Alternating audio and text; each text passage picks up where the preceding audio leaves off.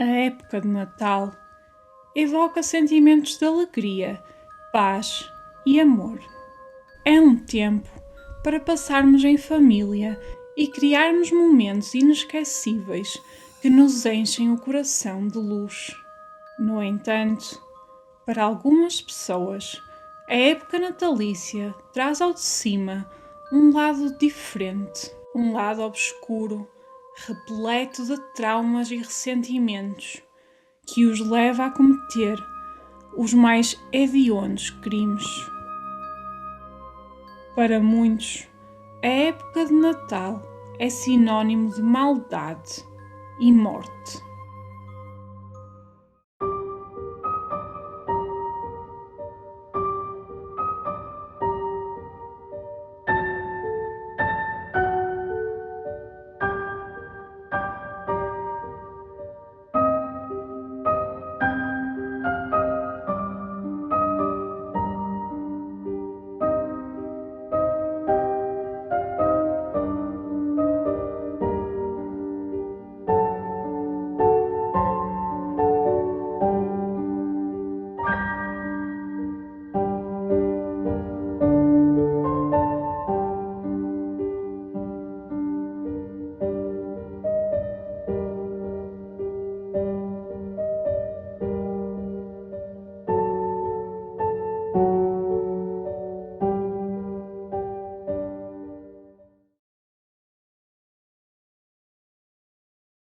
Olá, Bunnies! E sejam bem-vindos a mais uma Freaky Friday.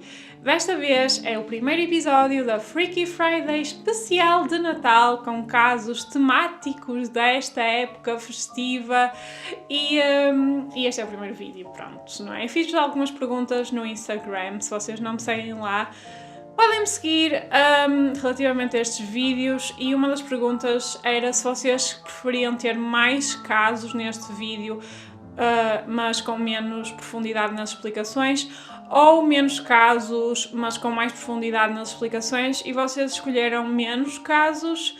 Portanto, este vídeo vai ter 3 casos. Eu acho que já é até bastante. Eu era para fazer só 2, mas depois havia um caso que eu queria muito incluir aqui, e então fiz de 3. Antes de mais, não se esqueçam de subscrever aqui o da Bunny Boudoir no YouTube, no Facebook, no Instagram, é sempre da Bunny Boudoir. E agora eu também tenho um TikTok, é verdade, sim, já não sou velhinha, já sou uma criança jovem, maravilhosa, já tenho TikTok.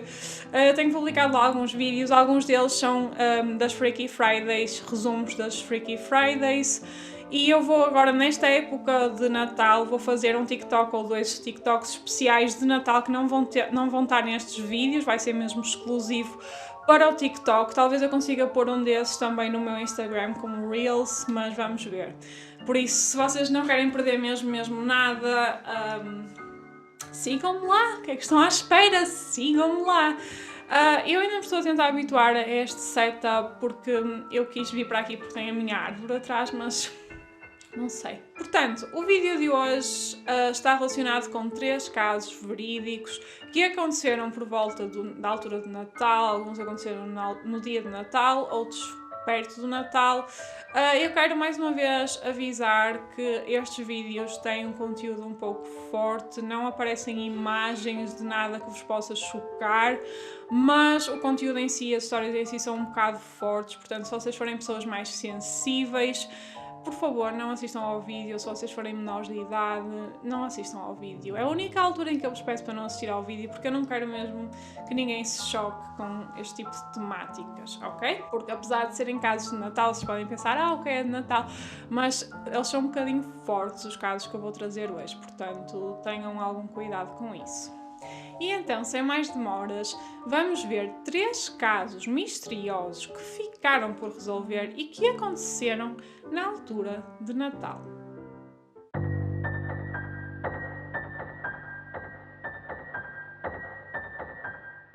Harold Perelson era à primeira vista um homem que tinha tudo.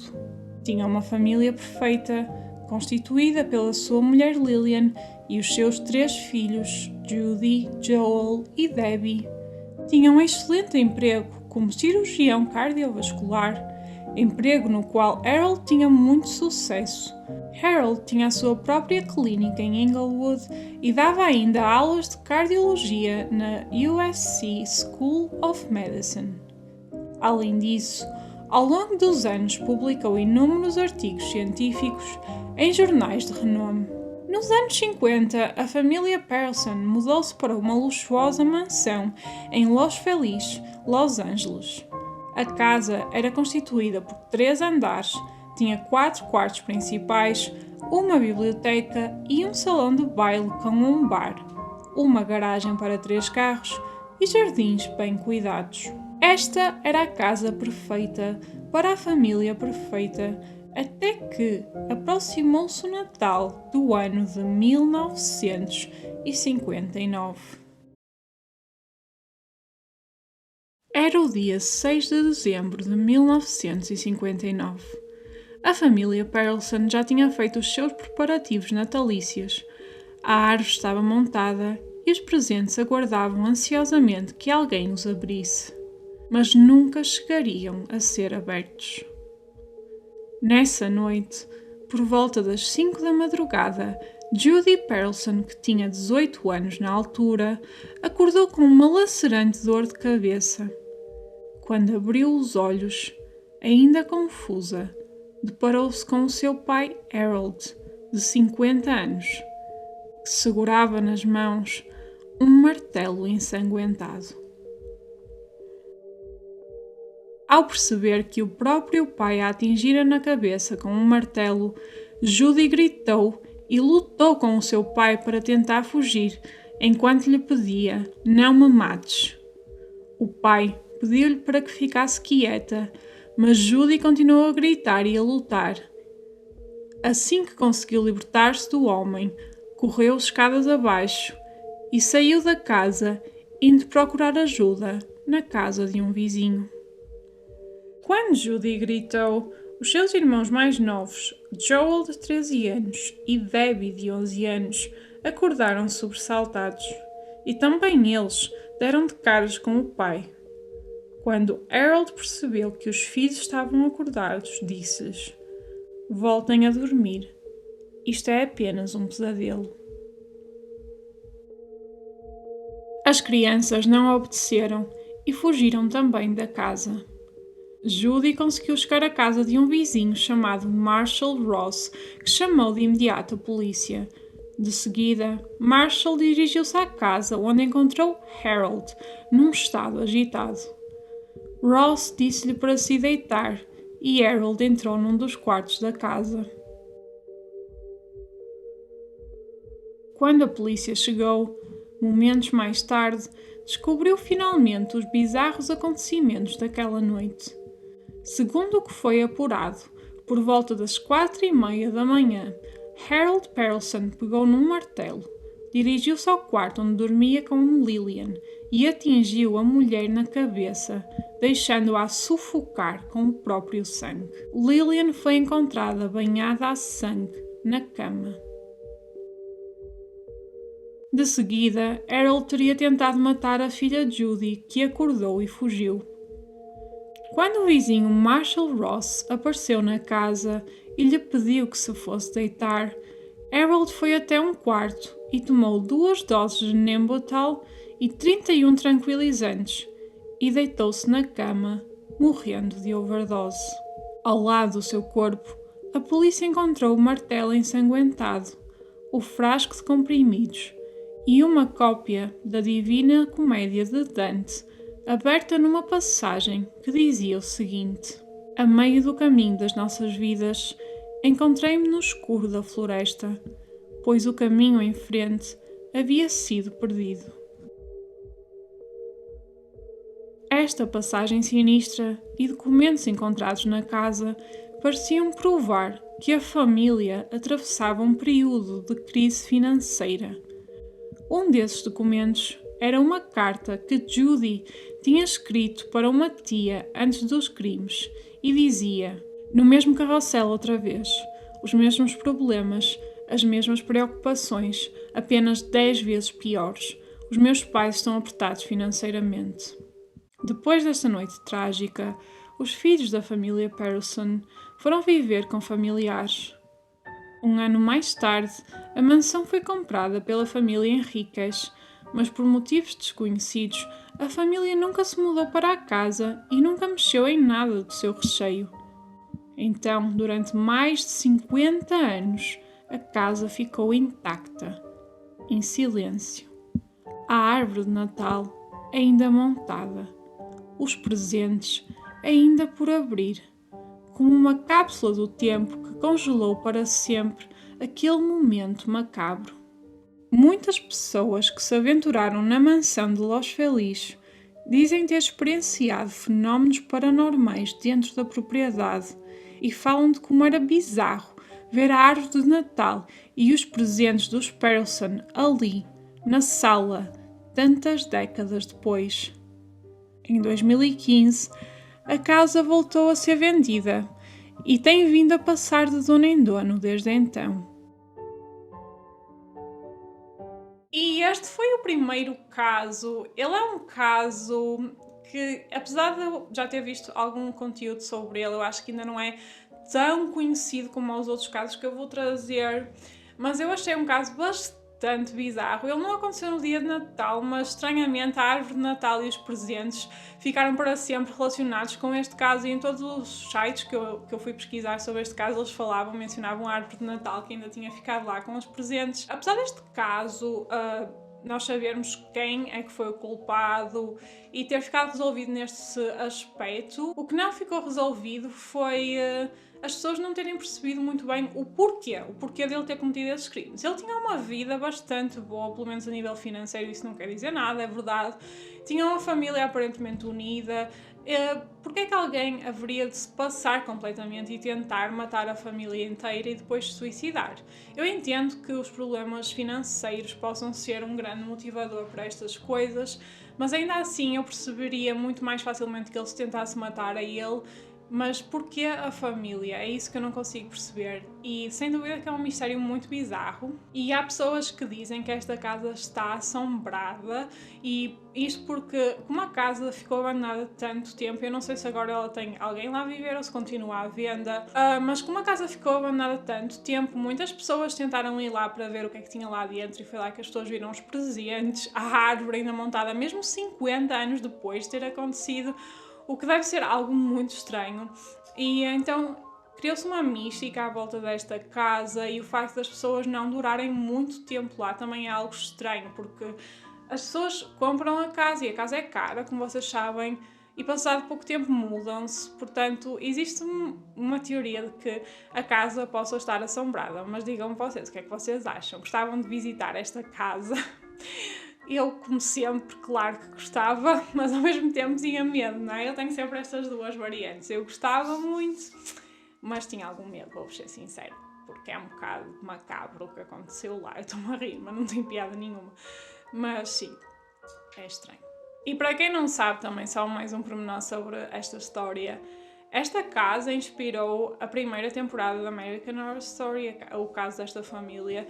Se vocês viram a primeira temporada chamada Murder House, vocês sabem que a casa da série inicialmente pertencia a um médico, que também ficou assim um bocado passado. Então muita gente diz que este caso inspirou essa temporada. Essa temporada foi inspirada por mais casos, não foi só por este, mas este foi um dos casos que inspirou. Acho curioso isso, porque eu adoro American Horror Story. E a primeira temporada, por acaso, é a minha temporada preferida, por isso.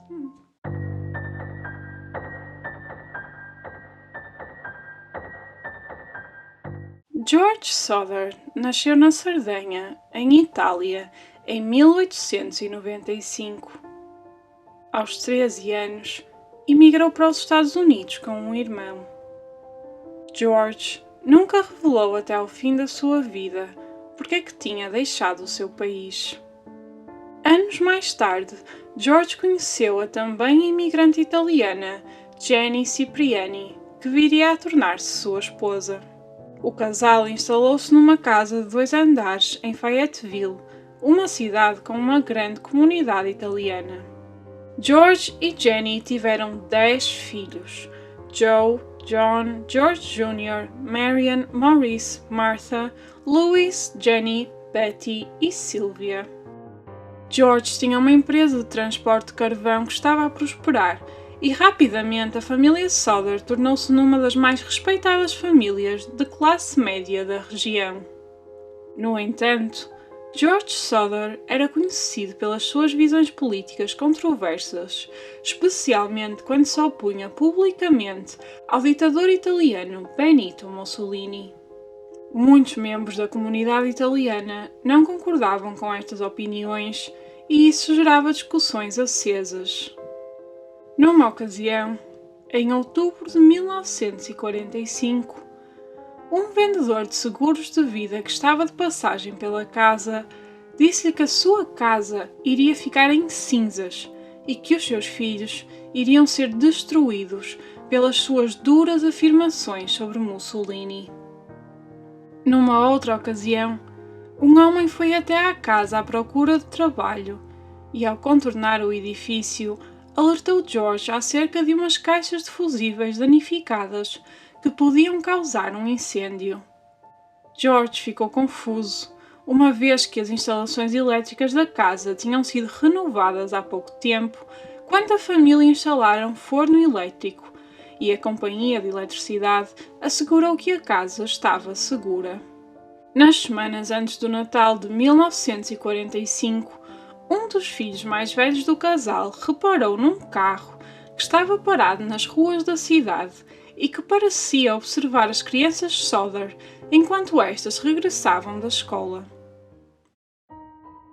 E foi então que chegou o dia 24 de dezembro de 1945, véspera de Natal. Nesse dia, a filha mais velha do casal, Marian, trouxe brinquedos novos para as suas irmãs Martha, de 12 anos, Jenny, de 8 e Betty, de 5. As crianças ficaram tão entusiasmadas com os brinquedos que à noite pediram à mãe para ficarem a brincar mais um pouco. Nessa altura, George Souther e os seus 2 filhos mais velhos presentes na casa, John, de 23 anos, e George Jr., de 16, já estavam a dormir, cansados de um dia passado a trabalhar. Às 10 da noite, Jenny Souther disse às filhas mais novas que podiam ficar a brincar mais um pouco, porque 2 dos rapazes ainda estavam acordados. E eles eram Maurice, de 14 anos, e Louis, de 9 anos.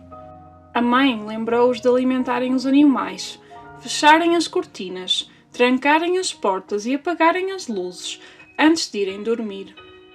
Depois, Jenny pegou em Sylvia, que tinha apenas 2 anos na altura, e foi dormir.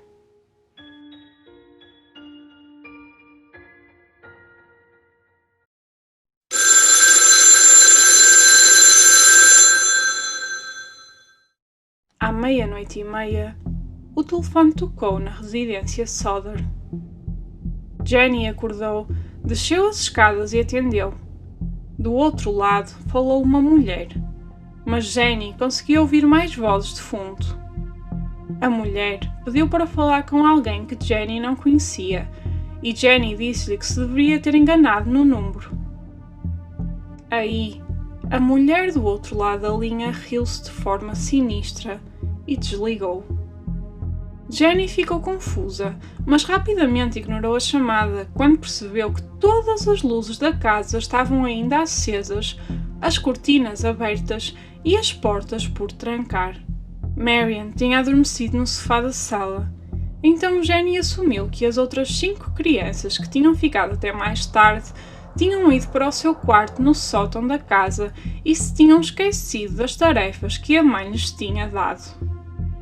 Jenny fechou tudo, apagou as luzes e foi dormir.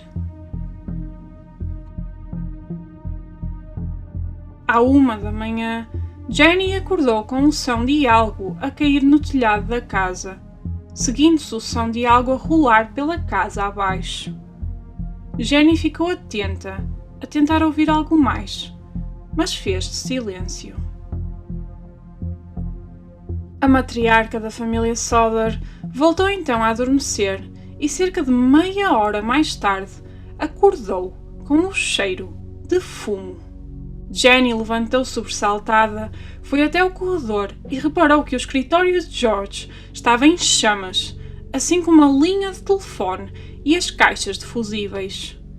Jenny acordou o marido, que por sua vez foi acordar os 2 filhos mais velhos, John e George Jr.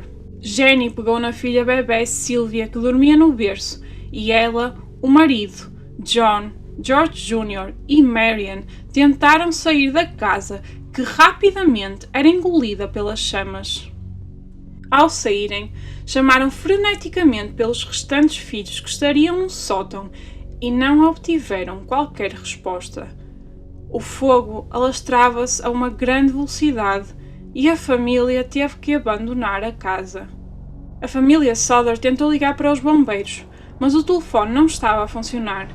Então correram para a casa de um vizinho que tentou também ligar, mas a chamada estava demorada. Um homem que passava na estrada naquela altura viu as chamas e correu para uma taberna e tentou também ligar para os bombeiros. Eventualmente, os bombeiros foram chamados ao local, embora tenha demorado bastante tempo até conseguirem uma ligação. George pensou em entrar no sótão por uma janela no exterior, mas o escadote de madeira que normalmente estava pousado ao lado da casa tinha desaparecido. O homem tentou então mover os 2 caminhões que usava no trabalho para o ajudarem a trepar a casa, mas os veículos não ligavam, embora estivessem a funcionar na perfeição no dia anterior. Incapazes de chegar ao andar superior, tudo o que a família Souther podia fazer era esperar que os bombeiros chegassem enquanto viam a sua casa a arder com 5 dos seus filhos ainda lá dentro.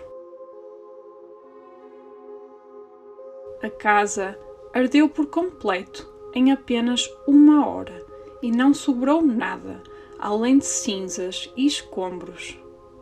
Os bombeiros acabariam por chegar só às 8 da manhã, várias horas depois do incêndio se ter extinguido.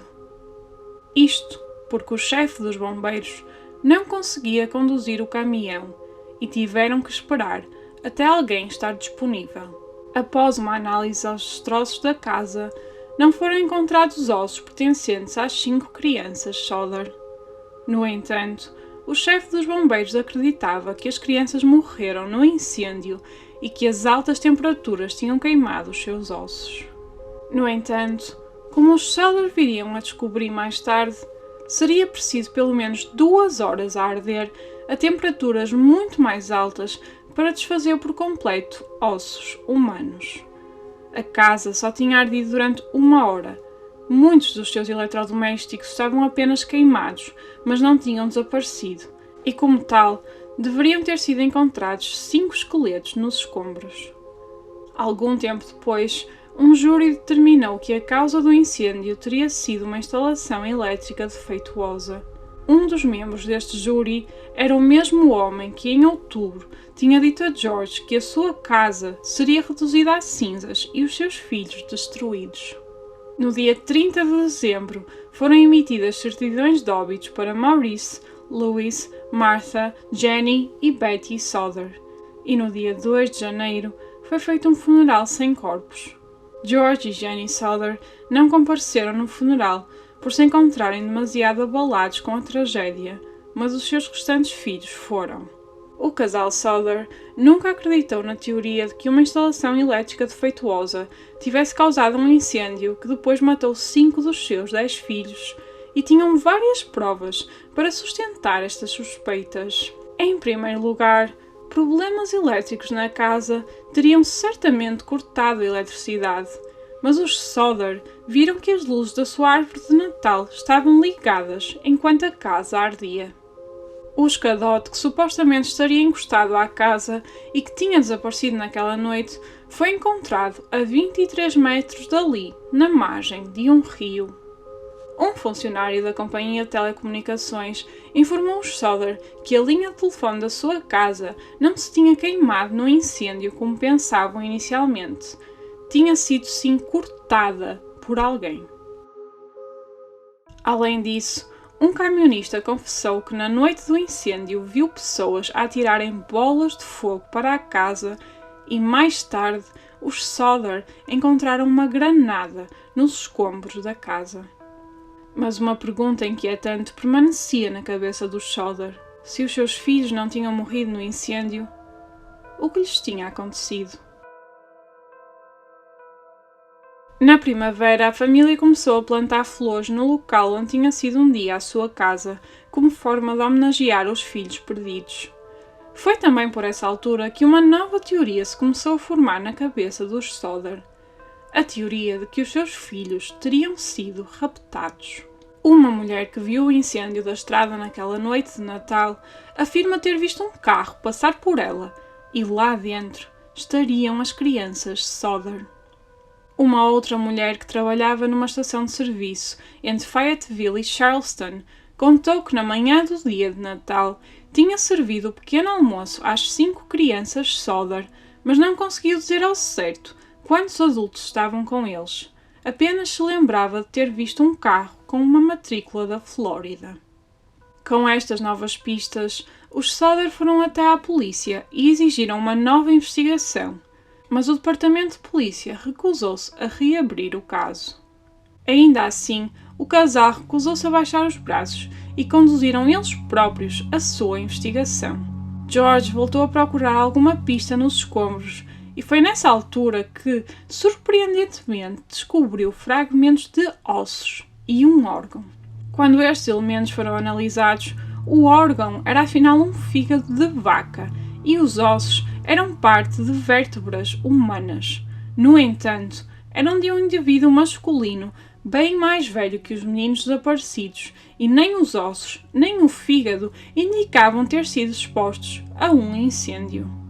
Mais tarde, os Sodder vieram a descobrir que os ossos encontrados tinham vindo de um cemitério perto da casa. Então, por que estava aquilo ali? E de quem eram afinal aqueles ossos? E por que é que nas primeiras investigações ao local nenhum desses elementos foi descoberto? Teria alguém colocado aquilo nos escombros para despistar os Sodder? Essa era a grande teoria da família, que alguém sabia exatamente o que tinha acontecido aos seus filhos, mas que estariam a tentar encobrir o caso. Ainda assim, George e Jenny Sodder nunca desistiram de procurar os seus 5 filhos que acreditavam estar vivos. O casal distribuiu panfletos com as caras das crianças, ofereceu uma recompensa de $5.000 para quem trouxesse informações sobre o paradeiro dos filhos e colocou 2 outdoors com a cara e informações sobre as crianças Sodder, um no local da casa e outro na beira de uma estrada movimentada perto dali. George muitas vezes deslocava-se a várias cidades dos Estados Unidos para seguir pistas sobre as crianças. Uma menina em Nova York que tinha aparecido num artigo de dança que se parecia com Betty, uma mulher no Missouri que afirmou que Martha estava num convento, e uma pessoa do Texas que contou que Louis lhe tinha revelado a sua identidade depois de uma noite a beber. Segundo esta pista, Louis e Maurice viviam juntos naquele estado. Todas estas pistas se provaram infundadas. Até que, um dia, em 1968, 23 anos depois do fogo, Jenny recebeu uma misteriosa carta na sua caixa de correio. A carta tinha o selo de uma estação de correios de uma cidade no Kentucky, mas não tinha endereço. Dentro do envelope estava a fotografia de um jovem e atrás tinha escrito o seguinte: Louis Sodder, eu adoro o irmão Frankie, rapazes e Lil. A 9132 ou 35. As autoridades pensaram tratar-se de uma partida, mas para os Sodder, o jovem da foto tinha várias semelhanças com seu filho. Assim, o casal decidiu contratar um investigador privado que deveria ir à cidade do selo procurar a pessoa que enviou a carta ou o jovem da foto. O detetive partiu, já com a sua comissão paga, e nunca mais apareceu. Esta misteriosa carta seria a última pista a aparecer sobre este caso. George Sodder faleceu em 1969 e Jenny Sodder 20 anos depois, em 1989. A família Sodder, primeiro os pais e depois os seus filhos e os filhos dos seus filhos, nunca desistiram de procurar as 5 crianças que desapareceram misteriosamente naquela noite de Natal. Sylvia Souther, a mais nova da família, contou em 2015 como acompanhou de perto a dor dos pais em nunca saberem o destino dos seus filhos. Maurice, Louis, Martha, Jenny e Betty Souther continuam desaparecidos até hoje. Ok, este foi o segundo caso. Este caso é bastante conhecido, pelo menos eu já tinha ouvido falar dele há muito tempo e já vi muitas pessoas a fazer vídeos sobre isto e já vi muitos artigos e documentários sobre este caso, não sei se vocês conheciam, mas não deixa de ser um caso muito intrigante que aconteceu precisamente na noite da véspera de Natal para o dia de Natal. Então, vamos ver. 5 crianças, desaparecem à meia da noite quando há um incêndio na casa. Muitas pessoas, claro, que dizem que elas morreram no incêndio e depois há as pessoas que acreditam que de facto elas foram raptadas ou que algo lhes aconteceu. Eu quero saber o que é que vocês acham. É assim, por um lado, é de facto estranho que não tenha sobrado um único osso de uma única criança. Estamos a falar de 5 crianças e de um incêndio que durou 1 hora. Tinha que ter sobrado alguma coisa deles, porque se sobrou os eletrodomésticos e outras partes da casa, também tinha que ter sobrado alguma coisa das crianças. Mas não sobrou. E é isso que me faz crer que se calhar os pais tinham razão em pensar que havia qualquer coisa por trás disto. As pessoas que acreditam que elas morreram na casa, elas dizem que seria muito difícil, no meio de um incêndio, tirar 5 crianças pelo sótão da casa, sendo que muita gente acredita que o incêndio começou no telhado da casa. Mas este problema é facilmente resolvido, porquê? Porque eles podiam não ter sido raptados pelo sótão, podiam não ter sido raptados quando a casa estava a arder, e se eles tivessem sido raptados antes. Muita gente diz, mas a irmã deles mais velha estava a dormir na sala, ela teria-se apercebido. Sim, podia ser apercebido ou não. Imaginem que eles tinham ido dar de comer aos animais como a mãe mandou e que alguém os tinha apanhado lá fora e levado e depois deitado fogo à casa. Agora, existe sempre a questão, porquê é que eles queriam raptar estas crianças? Eu entendo o incêndio da casa como uma vingança, talvez pelas visões políticas que o George tinha. Agora, eu não entendo porque é que alguém haveria de querer raptar as crianças se depois não pediu nenhum resgate, não disse que as tinha, simplesmente desapareceu com essas crianças e nunca mais soube delas. Eu acho este caso muito bizarro, gente. Porque não é uma criança, não é uma, entendem? São 5. Então eu acho que já deve ser difícil raptar uma criança, mas 5 crianças eu acho muito, muito difícil. Mas é um caso muito estranho, entendem? Não sei mesmo o que pensar, não sei. Porque tinha que haver restos deles. Pelo menos de um deles tinha que haver, eu acho. E segundo o que os especialistas disseram, tinha que haver pelo menos um vestígio de alguma coisa, um osso. E depois aqueles ossos e aquele fígado de vaca que foram postos lá na casa, que eu acho que foram postos depois, para tentar desviar a atenção das investigações. É muito estranho, é muito, muito estranho. Eu acho que aconteceu qualquer coisa a estas crianças. O que é exatamente? Eu não sei, mas eu gostava de ouvir as vossas teorias. Digam-me nos comentários. E vamos lá ao último caso deste vídeo.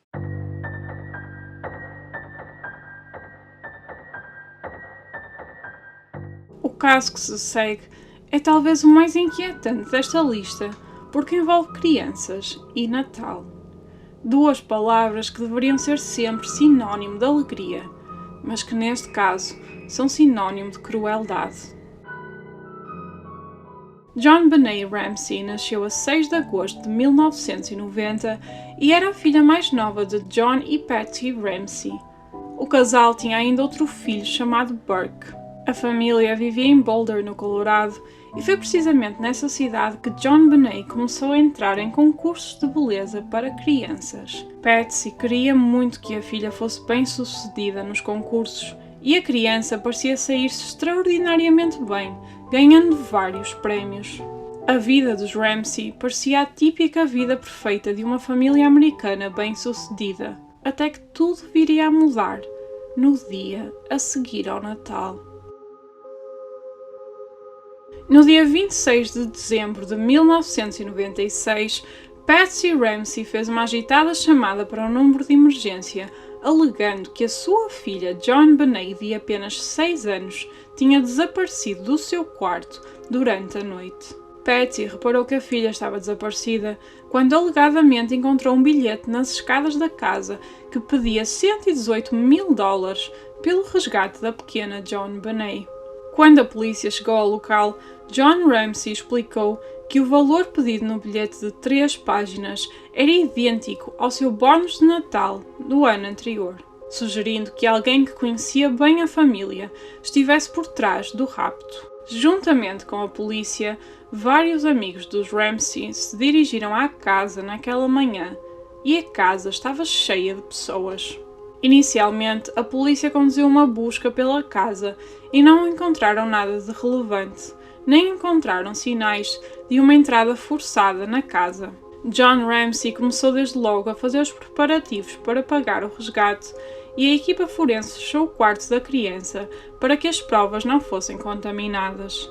No entanto, não se preocuparam em proteger mais nenhumas pistas que pudessem estar espalhadas pela casa. À 1 da tarde, enquanto aguardavam o telefonema que o raptor tinha anunciado no bilhete de resgate, a polícia pediu a John e a um amigo da família que dessem mais uma volta pela casa e que tentassem perceber se algo estava diferente. John começou a ronda pela cave da habitação e foi lá que deu com uma porta trancada que tinha sido ignorada pela polícia.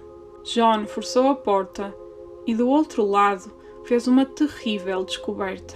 No chão jazia o corpo da pequena John Benet Ramsey, morta. Tinha fita cola a cobrir-lhe a boca, um fio de nylon à volta do seu pescoço e dos seus pulsos e uma manta branca a cobrir-lhe o torso. John Ramsey pegou de imediato na filha e levou-a ao colo para o andar de cima. O facto de ter tocado e mexido o corpo da menina contaminou desde logo a cena do crime. A autópsia revelou que a causa da morte de John Benet fora asfixia e uma fratura no crânio. O assassino teria feito um garrote à volta do pescoço de John Benet usando o fio de nylon e o cabo partido de um pincel.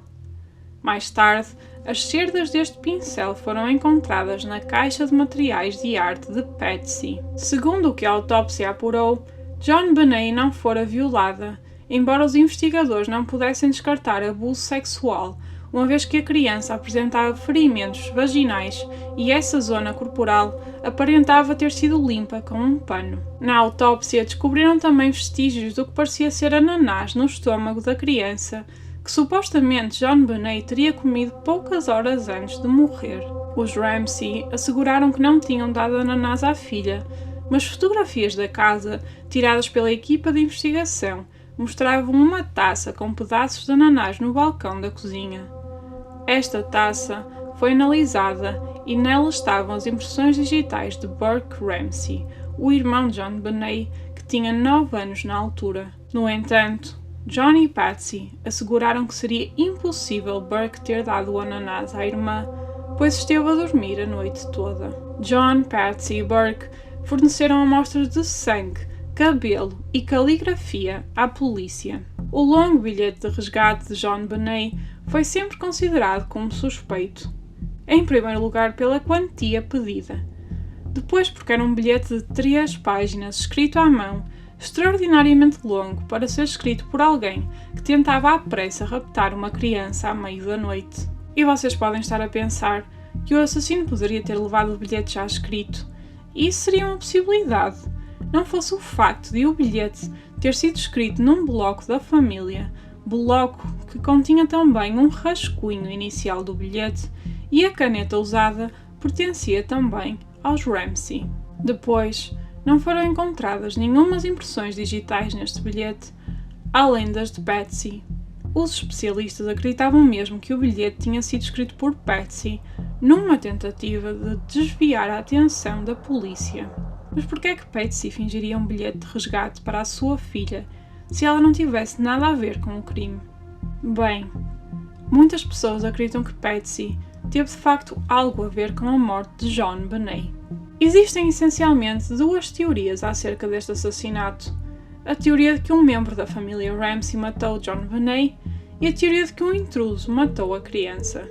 A primeira teoria centra-se no facto de não terem sido encontradas provas que demonstrem a entrada de um intruso na casa, no bilhete de resgate supostamente falso e no facto dos Ramsey se terem mostrado pouco colaborativos com a polícia durante as investigações.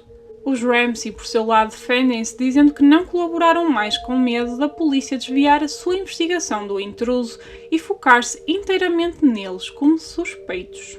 Uma hipótese dentro desta teoria era que Patsy teria morto a sua filha acidentalmente com um golpe na cabeça num ataque de raiva depois da criança ter feito xixi na cama. Quando viu que a criança estava morta, Patsy fabricou o garrote com um dos seus pincéis para parecer um assassinato. No entanto, nunca foram descobertos episódios de raiva repentina em Patsy e mais tarde, o outro filho do casal, Burke, contou que os pais nunca sequer lhes tinham batido.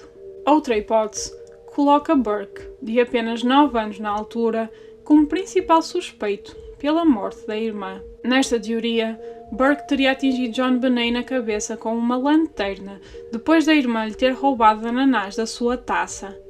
A intenção de Burke não seria matar a irmã e os seus pais teriam então fabricado provas para tentarem proteger o filho.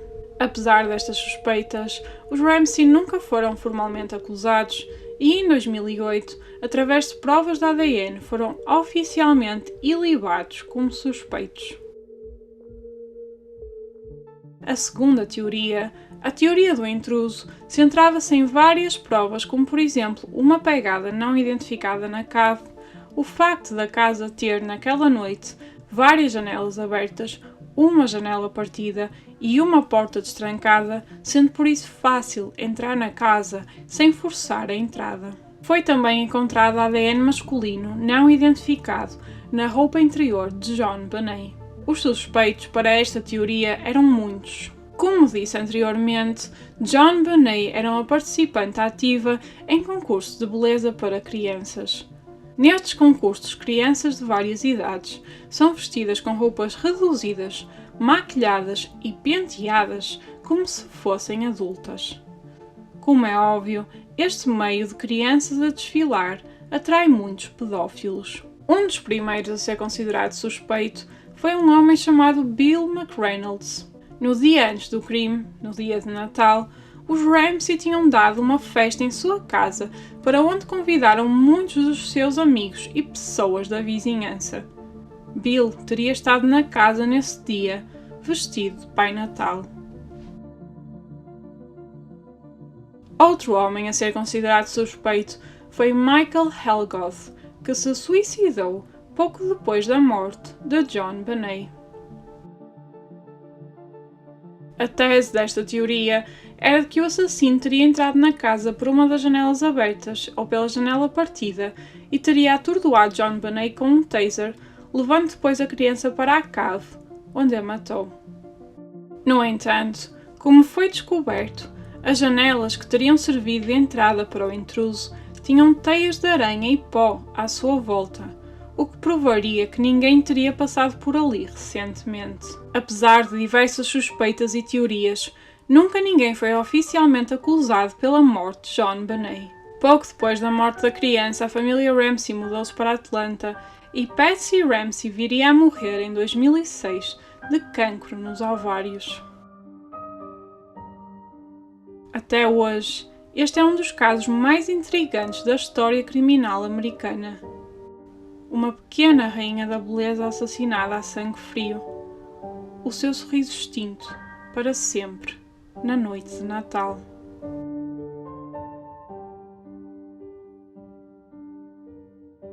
E este foi o último caso. Este caso é muito triste, gente. Eu acho que se calhar a maioria de vocês já ouviu falar deste caso. Este caso é muito, muito conhecido. A cada passo eles fazem um documentário sobre isto, com novas teorias, com novas hipóteses. E é um caso que tem fascinado muitas pessoas. Eu acho que por ela ser uma menina muito bonita, por ela ter participado em concursos de beleza e por eles serem uma família que estava bem na vida, ou seja, uma família rica, não é? Porque eles viviam bastante bem. Eu acho que isto de certa forma fascina as pessoas. Não digo fascinar no sentido de eu adoro isto, não é nesse sentido, é no sentido de despertar a curiosidade das pessoas e das pessoas quererem resolver este caso. Só que de facto não há muito por onde as pessoas possam pegar. Alguém sabe o que é que lhe aconteceu, alguém sabe quem foi, mas enquanto esse alguém não disser, eu acho que não vai ser possível as pessoas descobrirem, porque é assim. Logo ao início, a polícia cometeu vários erros. Eles não asseguraram bem a zona do crime, estavam lá muitas pessoas, aquilo foi tudo contaminado. Eles chamaram amigos, até chamaram um padre. Ou seja, logo ao início eles perderam muitas provas que poderiam ter sido cruciais para desvendar este mistério. E depois o facto do John ter pegado nela, não a deixou na cena do crime, eles não conseguiram ver exatamente como é que estava o corpo na cena do crime. Portanto, foi assim muito, muito estranho logo ao início. Portanto, existem essas duas teorias que eu vos disse, a teoria de que foi alguém da família ou a teoria de um intruso, que também eu acho que eram as únicas que podia haver, não estou a ver que mais teorias é que pudessem haver, ou era alguém conhecido ou não era, não é? Não percebo muito bem também essas teorias, mas ok. Na minha opinião, eu não gosto muito de dar opiniões de casos que estão por resolver, que são casos reais, com pessoas reais. Mas eu não sei porque, sempre que eu ouço falar deste caso, eu já vi muitos documentários sobre esse caso. Há muitos mesmo, se vocês tiverem interesse neste caso, podem pesquisar, porque há mesmo muita coisa que explora mesmo a fundo estas teorias e tudo mais. Então, depois de ver isso tudo, o que eu acho sempre é que foi alguém da família dela. Eu acho que ou foi um dos pais, ou foi mesmo o irmão, como as pessoas acreditam, e os pais tentaram encobrir. Porque eu acho o comportamento dos pais muito estranho em relação a tudo. O facto do bilhete, aquele bilhete enorme, ter sido tirado de um bloco da casa e eles ainda encontraram um rascunho do... Quem é que escreve um rascunho de um bilhete de resgate, gente? Por favor. Deve ser o raptor mais perfeccionista de todos os tempos. Depois só encontraram impressões digitais da mãe. Depois o facto do John ter ido buscar a filha e ter pegado nela, ele encontrou-a logo. E ter pegado nela ao colo. E eu acho que, por mais... Eu não sei, claro que as pessoas naquelas alturas de maior desespero podem agir de forma irracional, mas eu acho que, ok, eu vi a minha filha, eu chamaria alguém, eu não ia pegar nela, porque se eu reparei que ela estava morta, eu não sei. Lá está, se calhar ele até se pode ter emocionado e querer pegar nela ao colo, se calhar quis ver se ela estava mesmo morta ou assim, eu não sei. Pode ser uma justificação para ele ter pegado nela, mas eu acho estranho, sempre achei estranho a família. Eu acredito muito na teoria do irmão, porque eu acho que pode ter sido alguma coisa acidental e os pais tentaram encobrir. E o que me faz mais acreditar nessa teoria do irmão é a taça do ananás e o facto de ela ter ananás no estômago e a taça do ananás ter as impressões digitais do irmão e os pais dizerem que ela não comeu ananás nenhum e que eles não lhe deram ananás. Portanto, alguém teve que lhe dar ananás. Isso é certo. Se não foram os pais, foi a pessoa que a matou. E é estranho haver uma taça de ananás com as impressões digitais do irmão dela. Entendem? É isso que eu acho. Se ela matou por causa dela de tentar tirar ananás da taça, isso já não sei. Eu acho um bocado rebuscado, mas pode ter acontecido que às vezes as crianças agem de forma impensada.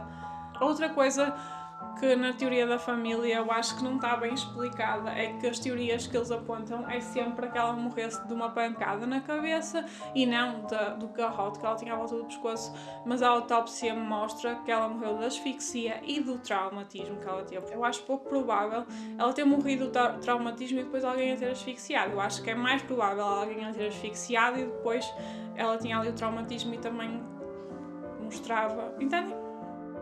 Porque as teorias da família dizem que eles bateram na cabeça e depois meteram aquilo à volta do pescoço dela para fingir que a tinham morto com aquilo. Só que ela, de facto, morreu asfixiada. Portanto, aquilo não era a fingir. Aquilo realmente serviu para asfixiar. O que é ainda mais macabro, se nós acharmos que foi a família. Porque dar uma pancada na cabeça acidentalmente, apesar de violento, é mais provável, é mais plausível, é mais... sei lá, pode acontecer mais facilmente do que propriamente uma pessoa fazer um garrote e asfixiar uma criança de 6 anos. Eu acho que aí há alguma maldade por trás. Alguma não, bastante, não é? Portanto, não sei. É outro caso muito misterioso que eu acho que infelizmente dificilmente se vai resolver. A minha esperança para estes casos é sempre que alguém, quando estiver para morrer, confesse que fez, mas muita gente nem sequer faz isso, há muita gente que leva isto com eles. Portanto, é um caso que pode, de facto, nunca ser resolvido. É muito trágico. Todos os casos deste vídeo são muito, muito trágicos. É muito triste. Eu acho que é sempre muito triste quando se perde alguém, mas principalmente quando se perde alguém de uma forma tão má. Portanto, sim. Este caso, sem dúvida, é muito, muito triste e os outros também, se pensarmos nisso. Porque o Natal, não é, no fundo, deve ser sempre associado à alegria, à felicidade, essas coisas todas. E nós nunca tendemos a associar o Natal a crimes, a assassinatos, a raptos, mas acontece. E até é uma época onde acontece bastante. Talvez por ser uma época que mexe com os sentimentos das pessoas, que traz ao de cima coisas se calhar menos boas e as pessoas gostavam de estar felizes como os outros, mas o facto é que esta época é bastante propícia a que esses crimes aconteçam. Mas isto foram apenas casos que eu vos trouxe aqui e o vosso Natal vai correr super bem. Quero agradecer-vos por assistirem ao vídeo. Um beijinho enorme, vemos no próximo vídeo. Tchau!